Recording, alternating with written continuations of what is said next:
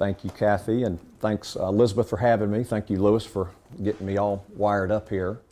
I met Elizabeth in Greenville, I don't know, 2 or 3 months ago, and we chatted with some other folks, and she showed me y'all's magazine, which is, God, it's amazing. And we were talking about strategy and branding, and she said, well, you ought to come share some of your ideas with the class. And of course, I was happy to accept that. That was great. I'm really happy to be here. I know everybody says that, but I really am. I really mean that I'm happy to be here. I'm a graduate, 1982, of journalism school. I went to college because it was 13th grade, and that's what I thought I was supposed to do. So I went, didn't look anyplace else because I've been a Gamecock fan because of the basketball program since the early 70s. Came in, I was an undeclared major. I think about half of students come in and they go, I really want to make a difference in the world, and I want to go do this. I want to be a teacher, or I want to be a doctor, or whatever. And I went because it was 13th grade. It was time to go to college. And so I was undeclared, and I think halfway through my sophomore year, my advisor said, Mr. Mclain, it's time to pick a major, or you're going to be wasting somebody's money really fast coming up. And I didn't know what I wanted to do. And she said, well, what do you like to do? And I said, well, I like to write. And she said, well, how about journalism? And I said, tell me about it. And so she was telling me all about it. And at the time, there were 3 tracks. Now, I'm not sure, I think some of them match up today, but there was news editorial, and there was broadcast media, and then there was ad PR. Is that pretty close to what they are today? The advertising and PR have broken into 2 separate tracks. Right. And we have visual communications. Okay, got it, which makes sense. Right. Broadcast journalism. Right, so that makes good sense, yeah. So that's what I did, and I loved it. Had a great time. We were in the Coliseum, and loved that too, but this is amazing, this facility. I wish we had something like this when I was here. So graduated and got a job at an ad agency in Greenville. It was called Gowdlock Advertising. It was the owner's middle name, and it was about a $5 million agency in 1983, which was a good size then. That's a good size now, quite frankly, for a small business. And I tell people all the time, it was the coolest title and the biggest office I've ever had. I was a writer-producer in this big office, wore coat and tie to work every day, and made $10,500 a year. But I had a cool title, and I had cool gray business cards, heavy stock with gold embossing on it. And within 30 days, I was writing and producing radio and TV commercials and writing newspaper ads and billboards and direct mail. There was no internet. Press releases. I even wrote an obituary for the owner's friend who died. I thought I'd died and gone to heaven. It was just an amazing opportunity. Wasn't making a lot of money. And so anyway, after about 4 years, I went into radio sales because I heard that's what those guys were making a lot of money. So I went and did that and was in sales management, did that for about 6 or 7 years. And then ended up on the client side for the remainder of my career with 2 computer distribution companies in Greenville. One is today called Cenex, and the other is called ScanSource. And just had a great time doing all that, and left a few years ago, and have been doing some consulting and started a little company which, as Kathy said, it looks like it's going to morph into a little agency. But I've been kind of an outsourced marketing director for companies who don't have a marketing leader in their company and don't want to hire a full-time headcount. So that's been fun, and have done some other things like that. But let me start off by saying, in my first job that I told you about as a writer-producer, it was literally just the best job that I've ever had. And my focus, though, was on winning awards. Kathy mentioned Addy Awards, and Addies are the annual awards that they do locally and nationally for the ad industry. And it was, I always was trying to accomplish the goals, but it was like, man, I want to win awards, and everybody wins some, and so it was a lot of fun. I had a creative director that came on board about a year after I got there. First time we had a creative director, and we were talking about the role of advertising, the role of marketing, and the role of branding. And he said, all right, well, here's an example I want you to think about. So one of our clients was called Snyder's Automotive. They sold Mercedes-Benzes. Another one was a local company, and these were B2C advertising, business to consumer, and B2B is business to another business. So these were 2 B2C accounts that we had that sold to consumers. And he said, Suppose that this Mercedes store was going to give away Rolex watches for every Mercedes sold between 10 a.m. and noon this coming Saturday. What would your headline be? And I said, gosh, what would my headline be? And so I'm thinking, the way I normally would think would be, I'm trying to figure out how to combine, timeless, elegance, trying to work in something about watches and something about, cars and all. And I thought about it and I said, well, I guess my headline would be free Rolex watch for every Mercedes sold Saturday 10 to noon. And he said, bingo. And that's when it just struck me that advertising and marketing and branding, it's about selling things. And if you win awards, that's great. If you can be creative, but your primary goal is to communicate why people should come do business with you.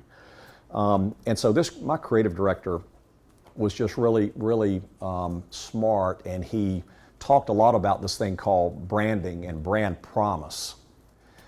And brand is pretty much the image that you have of a company, right? A lot of people think that a brand is a logo. That's a brand identity, certainly. Logo package and fonts that you use and colors that you use, and nothing can be more than this far away or this close to a logo, and all that's part of brand identity. But it's certainly not brand. And then a brand promise is telling people, here's exactly why you should do business with our company. And here's the experience we promise you. No matter what day you buy, no matter what time you buy, no matter when you show up, this is the experience that we promise that you'll have. And he said, a company ought to be able to go into their best customer's bedroom at 3 o'clock in the morning, wake them up from a sound sleep, and say, when I say Snyder's Automotive, what do you think about? And if they can't tell you that brand promise, some people call it a slogan. I just think slogan doesn't give it the worth that I think it deserves. But if they can't tell you exactly what your company stands for and why people go do business with you, then you failed as a marketer. And that really, really stuck with me. And it's in that job, certainly, and that foundation of marketing and branding and brand promise, I've used in every job that I've had going forward, because unfortunately, a lot of ad agencies, they're well-intentioned, but they get started on projects and they get started on marketing and TV and websites and all this stuff without really a firm foundation for, who are we and why should people do business with us? And so that was just very important. So as I mentioned, brand is that image or feeling of a product or service that you have, whether it's Apple products or whether it's a local car dealer. And then that brand promise is that message that says, here's why you do business with us. Here's the experience that we promise you every single time. And I think that the reason that branding and brand promises are so important is that people want to know, and me and you, we want to know why to do business with a company, right? I mean, if you're shopping for a car, if you're shopping for a computer, if you're looking for a vacation, if you're looking for anything, you want to know intelligent information about why to do business with this company, right? And unfortunately, a lot of companies just don't do a really good job of telling us why to do business with them. They use a lot of cliche. They use a lot of things that really don't make any sense and don't really set themselves apart competitively. Does that make sense? Do y'all find that to be the case? A lot of times they don't really give you great information. And so really the goal of branding and that brand promise, establishing it firmly for a company up front, it's really about convincing people that not having this product or this service is going to seriously reduce the quality of their life. I mean, that's really what smart marketers are up to. They're trying to say, they're trying to make you feel, if you don't have this product, if you don't have this service, if you don't read this magazine, you're going to be worse off than you would have been if you did. That's really kind of the ultimate goal. And I'll tell you this, let me give you an example of what I'm talking about this brand promise thing. So if you're, what do you hear car dealers on TV commercials say in their TV or radio commercials typically? What are you hearing them say out there? Does anybody have any thoughts on what they normally tell you about why to do business with them? Lowest prices. Never seen an ad that didn't claim they had the lowest prices. Never. Anything else you can think of? So a lot of them talk about low prices. A lot of them say, well, we have friendly, helpful salespeople. Well, number one, no, you don't. And number two, I don't really care. There is a car dealer in the upstate. It's called, and I hope nobody's related to them, but it's a great company. It's called Lake Kiowee Chrysler, and they have a bunch of dealerships. Well, they are the fast, fun, and friendly dealer. So everything that this guy talks about, when he signs off everything he does, hey, we're the fast, fun, and friendly dealer. Well, number one, no, you're not. Number two, I don't want a fast car dealer, right? I buy a car every 3 to 5 years, so speed is not a big deal. You know, if it took a week, yeah, if you can do it in a day, great, but it takes 2 or 3 hours to buy a car. That's just kind of the way it is. I don't think I want a fun car dealer. I mean, that makes me nervous already. If I'm gonna go in there and have some fun, it's like, well, y'all all, you know, why are we having fun here? And it sounds like I'm the one not in the loop. And friendly, well, number one, no, you're not. And number three, everybody says that. And then everybody says we have the lowest price. So and I love to use car dealers because I have a lot of friends that are car dealers, and they're just easy. Everybody knows how they market. They're B2C, right? But it works the same for B2B. Another company, if we're a B2B.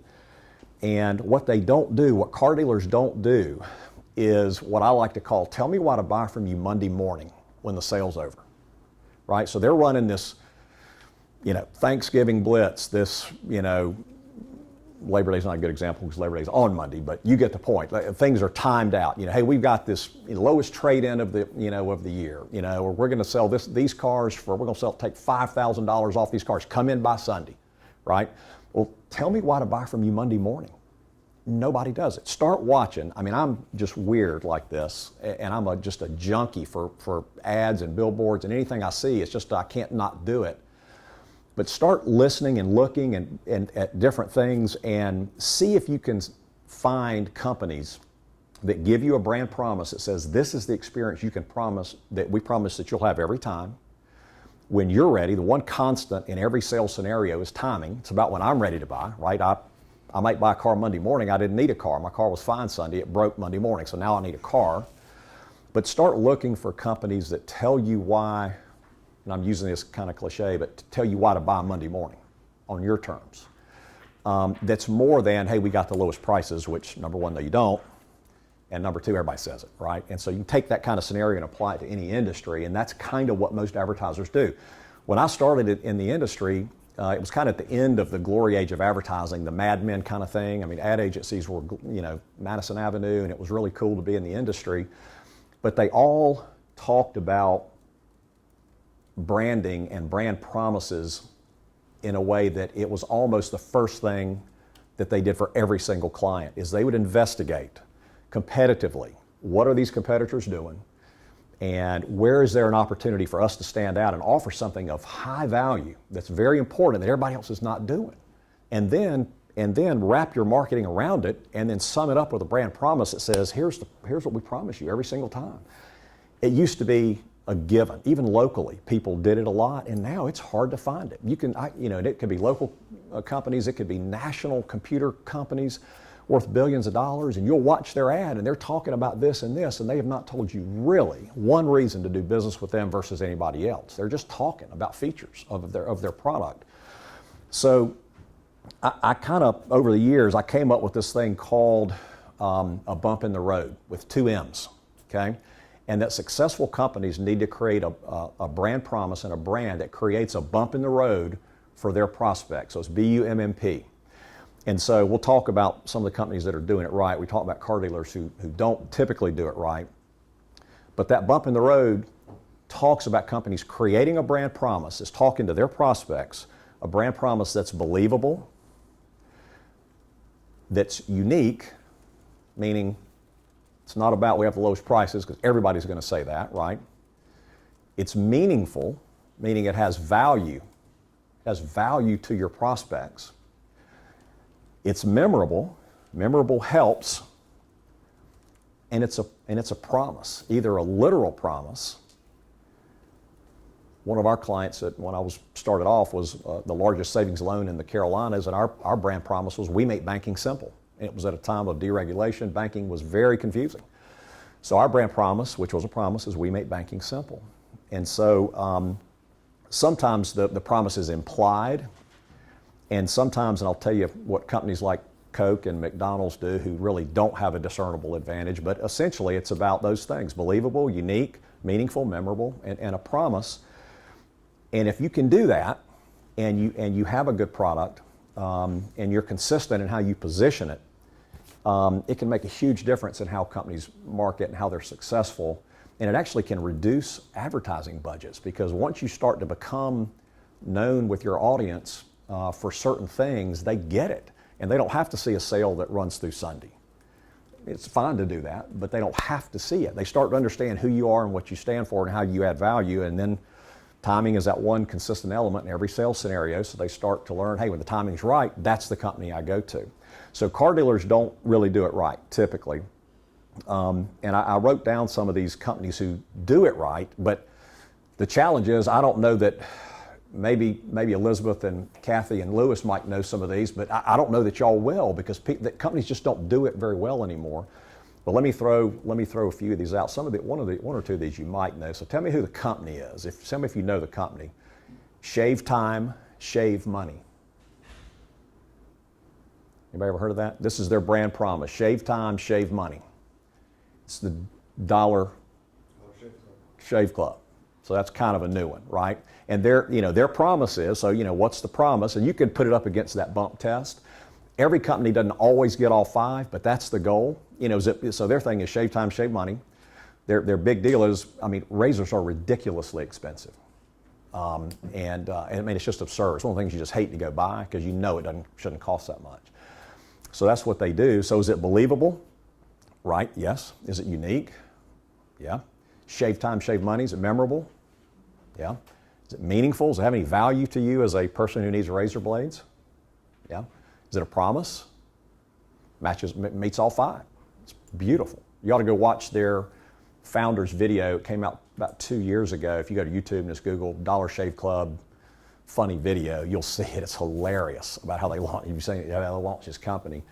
And they were just chugging along, just kind of getting started, and it literally shut down their logistics and IT system when they ran that video within 2 days. It just went viral, and it was just, everybody started buying their stuff. You may not know this one, Because You're Worth It. It's a L'Oreal. Oh, you know it. Wow, cool. Sorry, I didn't mean to jump in so quickly. Good job. There are some things money can't buy. For everything else, there's MasterCard. The promise there, for everything else, there's MasterCard, is it was the most widely accepted way to pay for stuff, right? And so they had this cool emotional thing that some things money can't buy, but for everything else, no matter where you go, where you are, if you got that card, and they really did it up against American Express too, because everybody would take American Express, because American Express is more expensive to the merchant. So they were saying their point was anywhere you go. And so, so their marketing and their ads and all their stuff they did, their press releases, everything it's not like only thing they said was that, but everything supported that, and nothing contradicted that. Everything complemented that brand promise. The ultimate driving machine, BMW, been around forever, a long one, but not as long as this one. Melts in your mouth, not in your hands. Okay, put it up against the bump test. Is it important not to have chocolate all over your hands? Yeah, it's believable. It's unique. It's meaningful. It's memorable. By the way, they created M&Ms. It's one of the many things they created for the military, so soldiers didn't get chocolate all over their hands. How about that? The quicker picker upper. It was actually Bounty, but it would work. Right? They had all these cheap paper towels, and you'd wipe something up, and the paper towel soaked, and stuff still all over the counter. So it was this highly absorbent thing. Please don't squeeze the Charmin. It's bathroom tissue, and who knows why they stopped doing it? But for 15, 20 years, please don't. They had a character called Mr. Whipple, and he would walk down the grocery aisle, and he would see people squeeze. It's ridiculous, but see people squeezing the toilet paper because it was so soft. And he would say, please don't squeeze the Charmin. And so their point is, it is the promise is, so did it say we're the softest bathroom tissue on the planet? No, but do you absolutely get it? Yes. Does it pass the bump test in every single category? Absolutely. Sorry.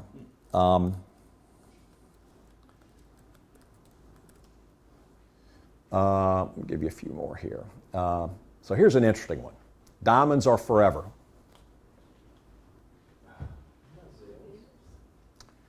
I think it was De Beers. It was a diamond manufacturer almost. They sold probably through a lot of these stores.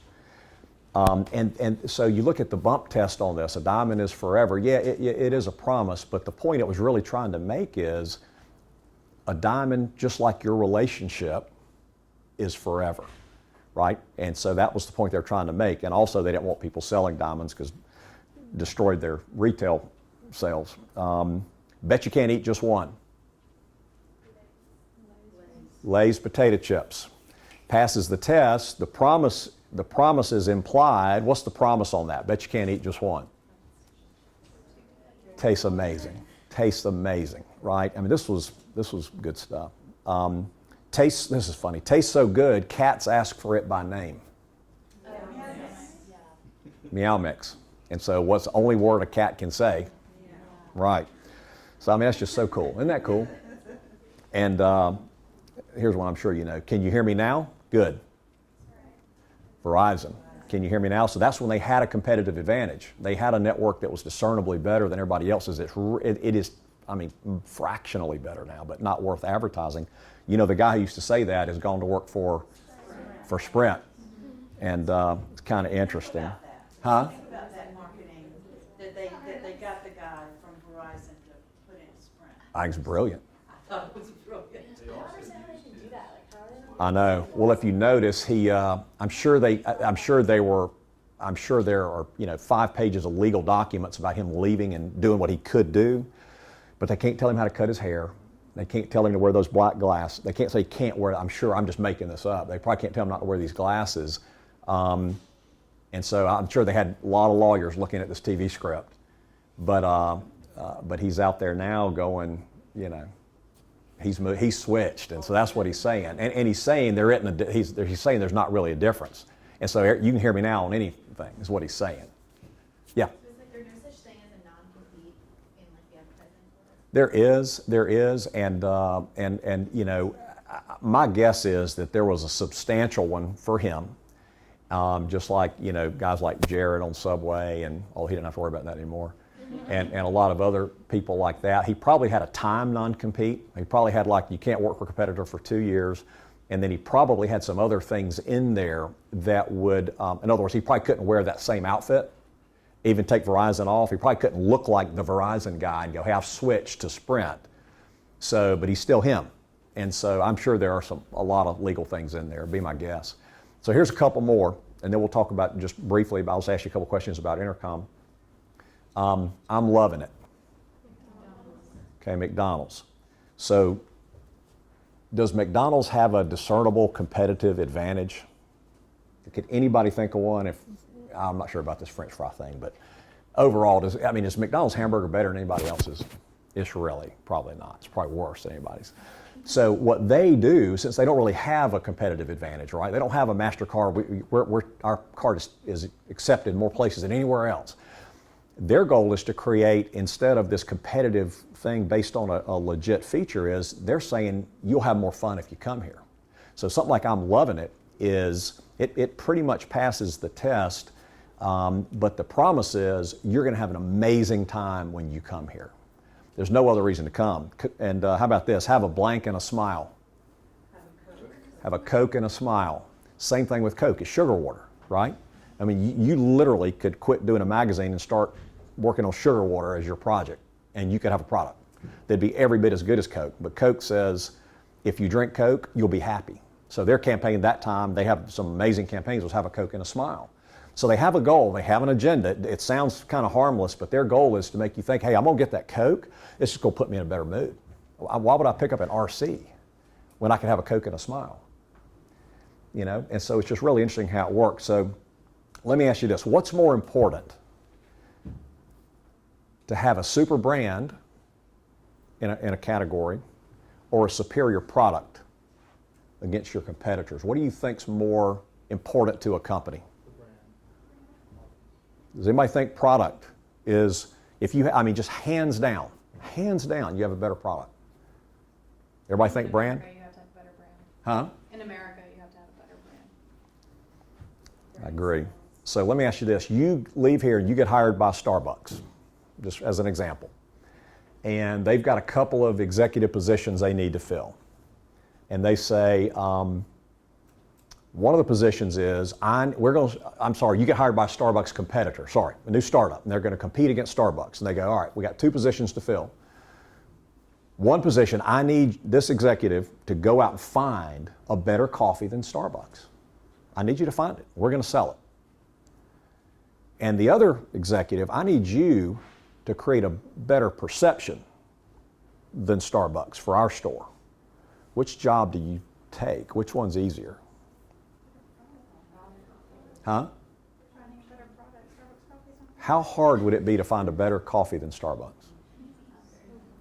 Most people would say, and this is, when I talk to business owners, and they're telling me reasons why they think they're good, or they don't need to market, or whatever, because they got this great product. In some cases, it's true, but not very often. You can find a better coffee all day, and you can tell people all day, we got a coffee that taste tested better than Starbucks all day. But the money and the creativity and the social media and the customer experience that has to go on for you to have a better perception that you would rather go there. It's like the Coke and a Smile thing. Why do people buy Coke? You may love it better, but it's sugar water. Starbucks is not the best coffee in the world, but it has an amazing vibe when you go in there. And it feels so cool to go into Starbucks. I love it. I just like the energy of the place, and I like how they do it, and I like the music and all, but I hate their coffee. Y'all probably love it, but I'd rather drink Waffle House coffee. But, I'm just a Greenville redneck, so that's the way that goes. McDonald's, would you rather you're going to start a hamburger chain with $50 million behind it. You want the job of finding a better hamburger than McDonald's, or you want to find a job of creating a better perception than McDonald's? I'll take the hamburger option, sir, ma'am. So does that make sense? Does anybody have any questions about any of that? So I love your magazine. I really do. As it relates to Intercom, here's what I would ask you guys if you're ever going to think about, Kathy mentioned, she's thinking about logos, and so if y'all are ever thinking about branding, the question I would have for you is, does it matter? Does it matter what the Intercom brand is, or what the Intercom brand promise is? And so here's what just some questions that I would ask you guys that you may want to think about down the road. Do you have competition? Who thinks Intercom has competition? So what would it be? What would competition be? Not necessarily competition, but like alumni could just look on the website instead of looking through the magazine. Okay. Got it. That's a good one. What other competition does Intercom have? Like any other magazine, most time people have a magazine, they just like pick it up, sit on the coffee table and read it. If there's just another magazine that has a pretty cover, they might just do the same thing. Okay. Other magazines. What else? Anything else? Netflix. What else? Social media. What else? How about everything in the world?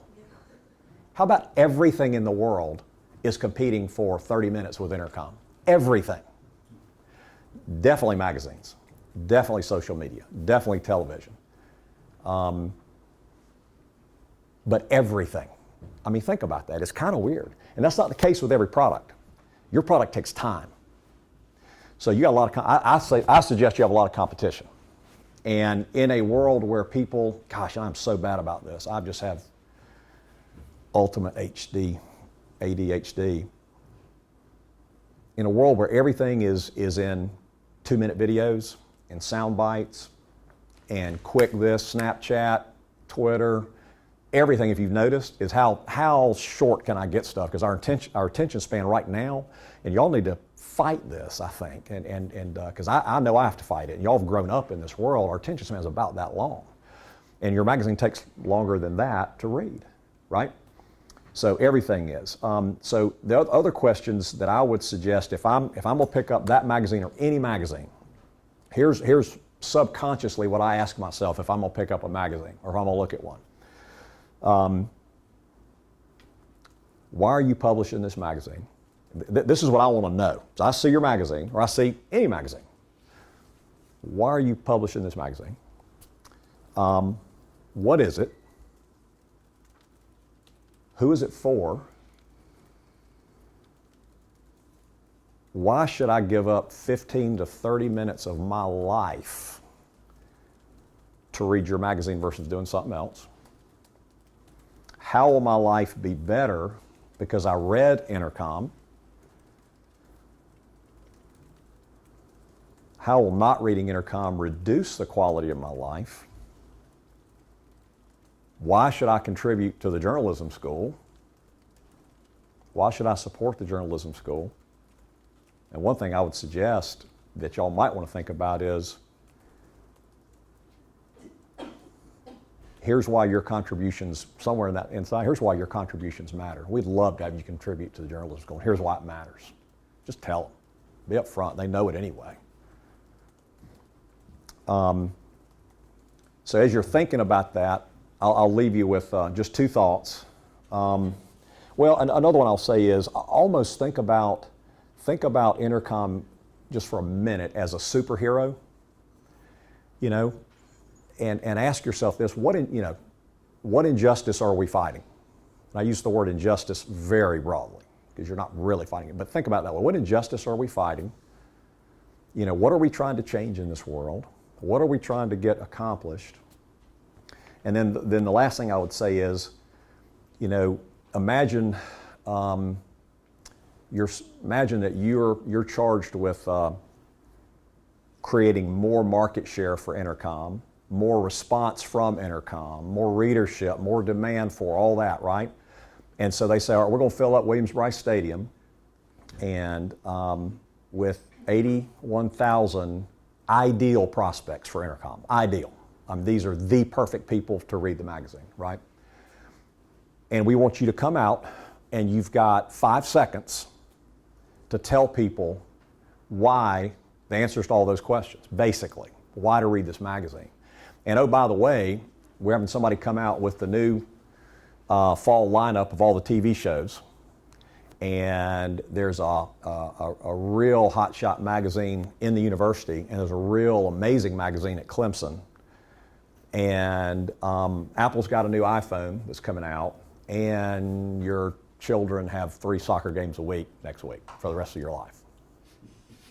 And all those 5 or 6 people are going to walk out to midfield one at a time, and they get 5 seconds to say, well, here's why you should spend time with my magazine, with Intercom. Here's how your life's going to be better. Here's how it's going to be reduced if you don't. Here's how we're trying to change the world. We'd love for you to be a part of it. So that's a lot. I know it's a lot to think about, and it's a lot easier to think and talk about than it is to do.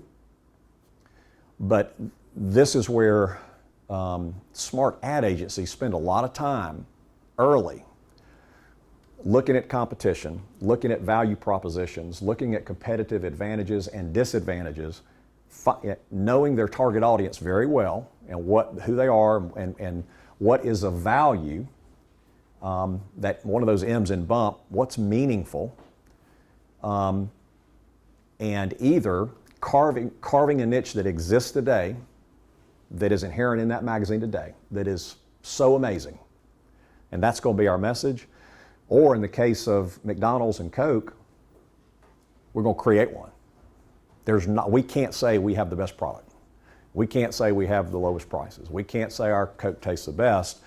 We're going to come up with something else. And so that's what they do. But that's where smart agencies spend a lot of time before they start marketing, before they start billing the client for media and production. They're going to bill the client for thinking and talking to customers and talking to former customers and analyzing competitors' value propositions to find that bump in the road, right? And so you guys probably have a lot of potential bumps in the road, and they're happening, but they may not be happening consistently, or you might could leverage them a little bit more.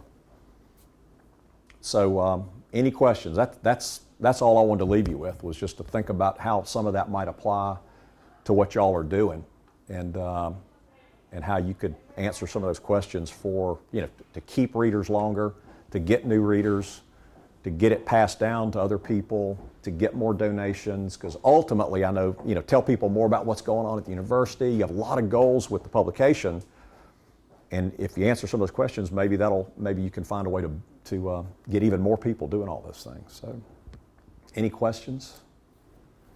Any suggestions or any challenges? And you put 10 marketers in a room and ask them for their opinion, you're going to get 10 different answers. So full disclosure, this is mine. And I realized, somebody told me one day, and I love this, he said, I wake up every morning with the thought, I could be wrong. And so I try to remember that, I could be wrong. And there are exceptions to every rule, and nobody gets it perfect, but generally, does that make sense? What's been a particularly fun marketing program that you've worked on? It's funny because the fun for me, I'm weird like this, the fun for me is what I just talked about. And because people ask me all the time, they say, well, can you market anything? And I'll say, yes. It is great if it has a competitive advantage. It is great if it offers something else doesn't. But by and large, you can market anything. The most boring, commodity-oriented product, sugar water is one of them. So to me, Kathy, the fun is in that challenge.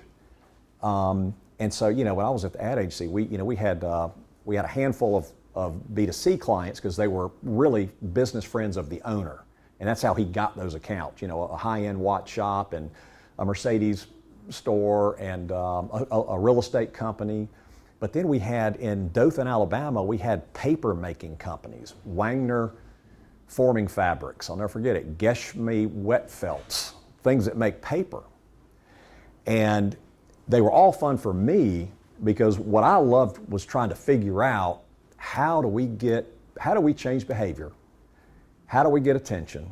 How do we take market share in an industry that is so boring and so commodity, where everything's kind of the same? That's what I love trying to figure out. So I like that research kind of part. Let's talk to some customers. Let's go see what these other guys are doing. Let's walk into this store and just act like we're going to buy something. Let's look around. Let's see how they treat us. And then trying to figure out how can we answer the phone better to support what we're trying to do here. How can we tell a customer no in a way that supports our brand promise, our mission? What can we do to keep more customers longer, and how can we increase wallet share? Y'all know what wallet share is? It's if a customer's buying from you and one or two other people, and you're getting 35% market share, and one guy's getting 50 and another one's getting 15, well, how do we go from 35 to 40? I want more wallet share. How can we position our product in a way, if we're perceived as being inferior quality, how do we boost that? If we're perceived as being overly expensive, how do we battle that and suggest that, we're not that expensive, especially if you look at us in the context of this, it's a better value. That's the part I love. And so, I say that because, I never worked on accounts like, Apple or Nintendo or things like that. And a lot of people did, and God, what a dream, because then you'd get to do all the part that I love for really cool products. But most of the products I've worked on are just not that sexy. They're just not that glamorous. So, it's a good thing I like to find fun in this because that's about all you have sometimes. But it's important to that business owner, I'll tell you that. Yeah. I think we should put a donation envelope in the magazine. Well, I don't know, because I would want to walk through some of this, right? I'd want to, try to think about some of these questions, brainstorm, write stuff on the wall, talk to some donors, talk to some non-donors, talk to former donors. I'd like to see what other people are doing. But I do think that because that magazine is produced by students, you've already got kind of an attitude of people going, I'd like to help people that are doing something this cool. I'd like to see that advanced. So you already got kind of a warm spot going there, and then I just like when people go, hey, listen, I'd like for you to donate some money to this. Come with me for lunch next week. I'd like for you to donate some money, and I want to tell you why I want you to do that. I'll tell you when we get there. you know, and so it's like, I know that I know this luncheon's a fundraiser, so don't hide it and then surprise me. So I would kind of maybe take that same philosophy, or I would consider that same philosophy. You know, I wouldn't say necessarily to do anything, but I would definitely consider it. You know, that aggressive call to action. You know, people are going to give, and some other people, it might spur them on. You know, talking about that superhero thing. Here's the wrong we're trying to right. Here's the injustice we're trying to fix. Not really injustice, but you get the point. Here's how we're trying to change the world with this magazine, with our college, with our students. And, you know, especially when it comes to raising money, emotions carry the day. If you can get people emotionally bought in to something, they're much more likely, I think, to support it financially. And so anyway, just a thought on that. Yeah. Yeah. Any other thoughts or questions or comments? Well, if I can ever be a resource for y'all, I didn't have a PR job, but I had PR as part of my job in several stops. And if I can ever be a resource for you guys, I would love to, whether it's networking or if you want to move to Greenville and, you know, you see on LinkedIn somebody I know, a company that you know, that I know that you'd like to meet somebody there, whatever, I'd be happy to help you. So feel free to connect on LinkedIn and keep in touch. And if I can ever be a resource for you, I'd be happy to do it. So, Thank you. thank you.